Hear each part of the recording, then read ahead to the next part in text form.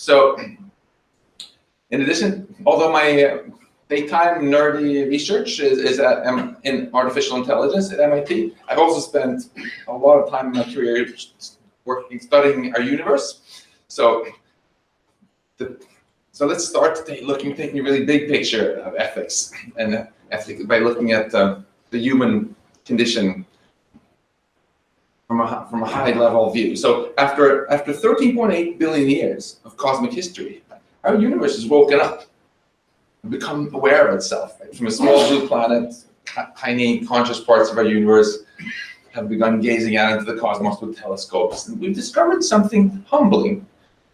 We've discovered that our universe is vastly grander than our ancestors imagined, and that life seems to be an almost imperceptibly small perturbation on an otherwise dead universe. But we've also discovered something inspiring, which is that the technology we're developing has the potential to help life flourish like never before. Not just for centuries, but for billions of years. Not just on Earth, but throughout much of this amazing cosmos. Now, I call the earliest life 1.0, because it was really dumb, like bacteria, unable to learn anything in our lifetime. Right? Think of us humans as life 2.0, because we can learn, which we in nerdy computer speak, you might think of as installing new software into our brains, like languages and job skills. Life 3.0, that can design not only its software, but also its hardware, of course doesn't exist yet. But perhaps we're already, thanks to technology, becoming life 2.1 with artificial knees, pacemakers, and cochlear implants. So let's take a closer look at our relationship with technology. As an example, the Apollo 11 moon mission was both successful and inspiring, showing that when we humans use technology wisely, we can accomplish things that our ancestors could only dream of. But there's an even more inspiring journey, propelled by something more powerful than rocket engines, where the passengers aren't just 3 astronauts, but all of humanity.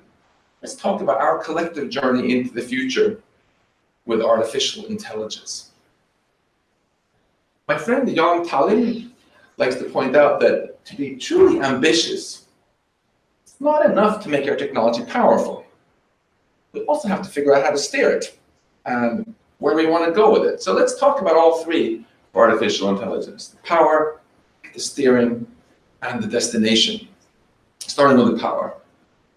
So I define intelligence very inclusively as simply the ability to accomplish complex goals. Because I want to include both artificial and biological intelligence, and I want to avoid the silly carbon chauvinism idea that you can only be smart if you're made of meat. It's really amazing how the power of artificial intelligence has grown recently. Right? Think about it. Not long ago, robots couldn't walk. Now they can do backflips. Not long ago, we didn't have self-driving cars. Now we have self-flying rockets. Not long ago, AI couldn't do face recognition. Now AI can generate fake faces and it can simulate your face saying things that you never said. And not long ago, AI could not beat us at a game of Go. Then Google DeepMind's AlphaZero AI took thousands of years of human Go games and Go wisdom, ignored it all, and became the world's best Go player simply by playing against itself. And the most impressive feat here was not that AlphaZero crushed human gamers, but that it crushed human AI researchers who had spent decades handcrafting game-playing software. And AlphaZero crushed human AI researchers not just at Go, but even at chess that we had been working on since 1950. So all this dramatic recent progress really begs the question, how far will it go? I like to think about this question in terms of this abstract landscape of tasks, where the elevation represents how hard it is for AI to do each task at human level, and the sea level represents what AI can do today. The sea level is, of course, rising as AI improves. So there's a kind of global warming going on here in the task landscape, and I was very pleased to hear that you're going to talk about climate change at the G7 summit, despite the presence of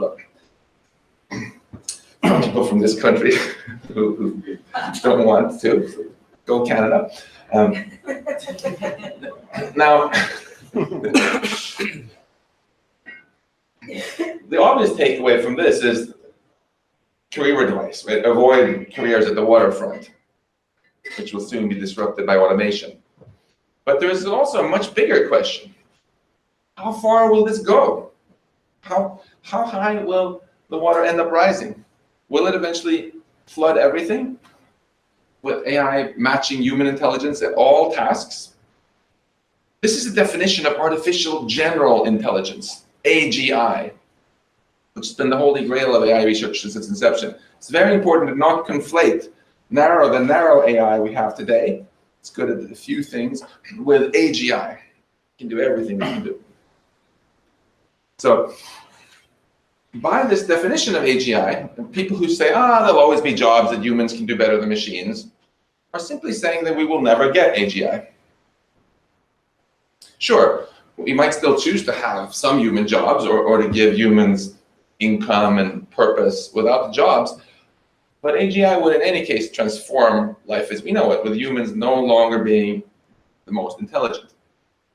Now, if the water level actually does reach AGI, then further AI progress would be driven mainly not by human AI researchers, but by AI itself, which means that additional AI progress could be much faster than the typical human research and development timescale of years, raising the very controversial possibility of an intelligence explosion, where recursively self-improving AI rapidly leaves human intelligence far behind, producing what's known as superintelligence. All right, reality check. Are we actually going to get AGI anytime soon? Some famous AI researchers, like Rodney Brooks, my MIT colleagues, think it won't happen for hundreds of years. But others, like Google DeepMind founder Demis Hassabis, are much more optimistic and are working to try to make it happen much sooner. The company has as a slogan, solve intelligence.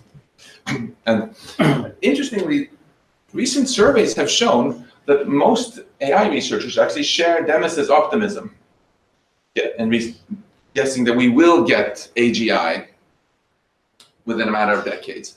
Which begs the question, then what?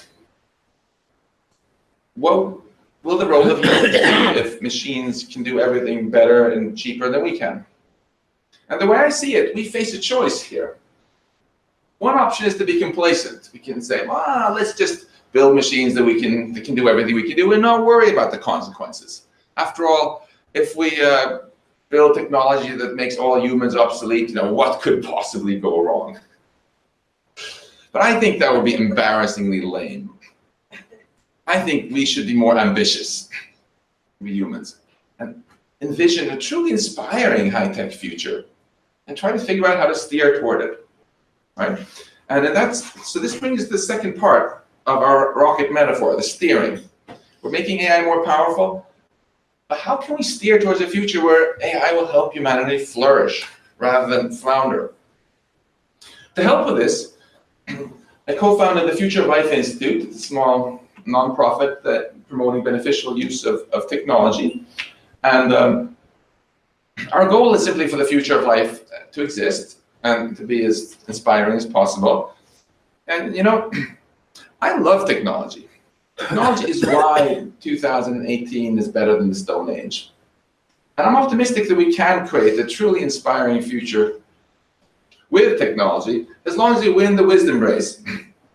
And I thought in the wonderful remarks we heard from the Consul General here, this point was made that we need to win this race. We need to make sure that we win the race between the growing power of the technology and the wisdom with which we manage it. That is really the key. It's not about stopping technology, it's about developing the wisdom so fast that it stays ahead. But winning this wisdom race is going to require a change of strategy. I think it's really important to be honest about this. Because our old strategy used to be learning from mistakes. We invented the traffic, we invented fire. Screwed up a bunch of times, invented the fire extinguisher. We invented the car, screwed up a bunch of times, invented the traffic light, the seat belt, the airbag. But with more powerful technology like nuclear weapons, synthetic biology and certainly artificial general intelligence, we don't want to learn from mistakes. That's a lousy strategy. It's much better to be proactive rather than reactive. Plan ahead and get things right the first time, which might be the only time we'll get. It's funny though, because sometimes people tell me, Max, shh, don't talk like this. That's Luddite scaremongering. But that's not scaremongering. That's what we at MIT call safety engineering. Think about it. Before NASA launched the Apollo 11 mission, they systematically thought through everything that could possibly go wrong when putting people on top of explosive fuel tanks and launching them to a place where no one can help them. There was a lot that could go wrong. Right? Was that scaremongering?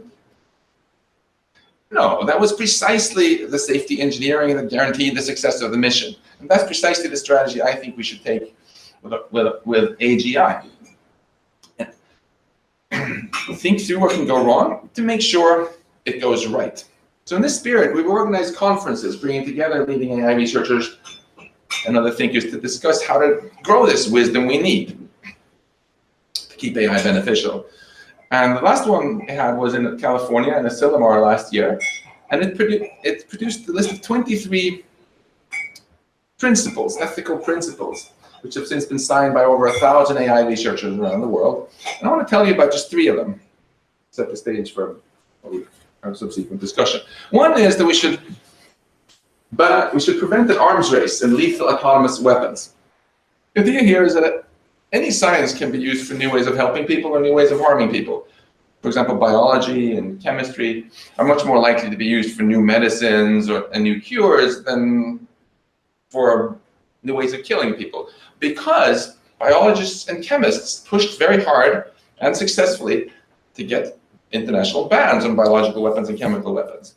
And in the same way, most AI researchers want to stigmatize and ban offensive lethal autonomous weapons. There are some, it's very much touch and go. Now, if you ask your friends whether they mainly associate biology with good things or with bioweapons, you know what answer you're going to get. And if you try to recruit students from Harvard or MIT to go work and build bioweapons, they're going to think that's disgusting. I very much hope that when we look back in 10 years, that what's happened to AI, people will similarly associate AI with new solutions, good things in the world, not with having started an arms race that makes us nostalgic about the nuclear arms race. But this is very much touch and go, what's going to happen. And it was very interesting that actually a group of world-leading Canadian AI researchers, Jeff Hinton, Joshua Benjo, and many, many others, just wrote a letter to your government urging Canada to become a champion of this cause. There are already quite a lot of countries who have come out and said clearly that they want AI to join biology and chemistry and remaining mainly a civilian effort. And I think it'd be fantastic if Canada were to be the first member of the G7 to really take this stance. We'll all be grateful for it. The second Asilomar principle I want to mention is that we should mitigate AI-driven income inequality. I think that if we can grow the economic pie dramatically with AI, and we still can't figure out a way to share this pie so that everybody gets better off, then shame on us. Now, raise your hand if your computer has ever crashed. That's a lot of hands. Well, then you'll appreciate this principle that we should invest more in AI safety research. As we put AI in charge of ever more decisions and infrastructure, we have to transform today's buggy and hackable computers into robust AI systems that we can really trust. Because otherwise, our awesome new technology can malfunction and harm us, or get hacked and be turned against us. And this is significantly broader than just cybersecurity. For example, this AI safety work has to include research on AI value alignment. Because the real threat from AGI is not malice like in silly Hollywood movies, but competence. AGI accomplishing goals that just aren't aligned with ours. For example, we had in this tragic attack in Toronto that we just witnessed, nobody who builds a car wants it under any circumstances to be able to drive into a person on purpose. As we start getting computers in all our cars, there's no reason for that to even be technically possible anymore. Perfectly feasible within a relatively short time, I think, for cars to just refuse to do certain things. But our AIs today are so dumb, they don't even have that kind of elementary kindergarten ethics, built into them.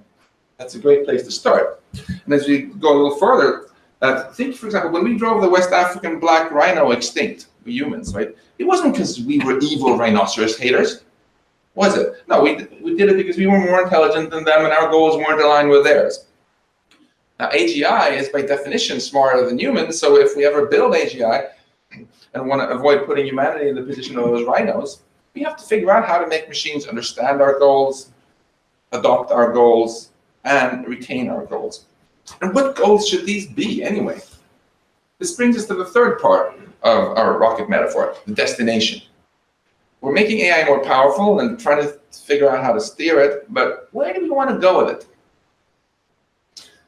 This is the elephant in the room that almost nobody is talking about because we're so fixated on near-term AI challenges, like jobs and all these other important things. But the fact is, our species is trying to build AGI, right? And what kind of future society are we hoping for if we succeed? We did an opinion poll on this recently, and I was quite struck by how most people, out of these 15,000, actually want us to build super intelligence, AI that's vastly smarter than humans in all ways. The greatest agreement was on that we should be ambitious as a species and help life spread ultimately into the cosmos, but there was much less agreement about who or what should be in control, as you can see. And I was actually quite stunned to see that there's even about 10% wanted to be just machines. And there was complete... Have they not seen the Terminator? Go figure. Or maybe they're just very misanthropic. In any case, there was a total disagreement about what the roles of humans should be, even at the most basic level. So let's take a closer look at possible futures that we might choose to steer toward. Don't get me wrong here, I'm not talking about space travel, just about humanity's metaphorical journey into the future, okay? One option that some of my AI colleagues like is to build superintelligence and keep it under human control, like an enslaved god, disconnected from the internet and used to create unimaginable technology and wealth for whoever controls it. But Lord Acton warned that power corrupts, and absolute power corrupts absolutely. So you might worry that maybe we humans aren't smart enough to handle, or wise enough rather, to handle this much power. Also, aside from any moral qualms you might have about enslaving superior minds, you might worry that the superintelligence could outsmart us, break out, and take over. But I also have colleagues who are actually fine with AI taking over and even causing human extinction, as long as they can think of the AIs as our worthy descendants, like our children. But how would we know that the AIs have actually adopted our best values? And also, shouldn't those people who don't want human extinction have a say in the matter too? Now, if you didn't like either of those two high-tech scenarios, it's important to remember that low-tech is suicide from a cosmic perspective, because if we don't move far beyond today's technology, the question is not whether humanity is going to go extinct, but merely whether we'll get taken out by the next killer asteroid, supervolcano, or some other problem that better technology could have solved. So how about having our cake and eating it? How about with AI that's not enslaved, but treats humans well because its values are aligned with ours? So this is the gist of what Eliezer Yudkowsky has called friendly AI. And if we could pull this off, it could be awesome. It might not only eliminate negative experiences like disease, poverty, crime, and other suffering, but it could also give us the freedom to choose between a fantastic new diversity of positive experiences, basically making us humans the masters of our own destiny. So in summary, our situation with technology, and in particular a situation with AI, it's complicated, but the big picture is rather simple. Most AI researchers expect artificial general intelligence, expect AGI within decades. And if we simply bumble into it unprepared, it'll probably be the biggest mistake in human history. It could enable a brutal global dictatorship with unprecedented inequality, surveillance, suffering, and perhaps even human extinction. Now, but if we instead steer carefully, we can create an amazing future where everybody's better off. The poor are richer, richer, everyone is healthy and free to live out their dreams. But hang on, do you folks want a future that's politically right or left? Do you want a pious society with strict moral rules, or a hedonistic free-for-all like Burning Man 24/7?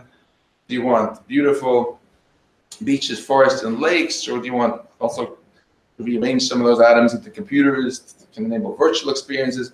So many questions. Right? But with friendly AI, we could build all of these societies and give people the freedom to choose which one they want to live in, because we would no longer be limited by our human intelligence, only by the laws of physics. So the resources and space for this would be astronomical, literally. So here's our choice. We can either choose to be complacent about our future, taking this as an article of blind faith that all new technology is guaranteed to be beneficial, and then just repeat this to ourselves as a mantra over and over and over again as we steer towards, as we just drift like a rudderless ship towards our own obsolescence. Or we can be ambitious, thinking hard about how to steer our technology and where we want to go with it to create a truly inspiring future. And we're all here to ultimately celebrate science and technology and humanity, see how we can make the best of it, right? So I feel that the essence in creating truly inspiring future should lie in becoming not overpowered, but empowered by our technology. Thank you.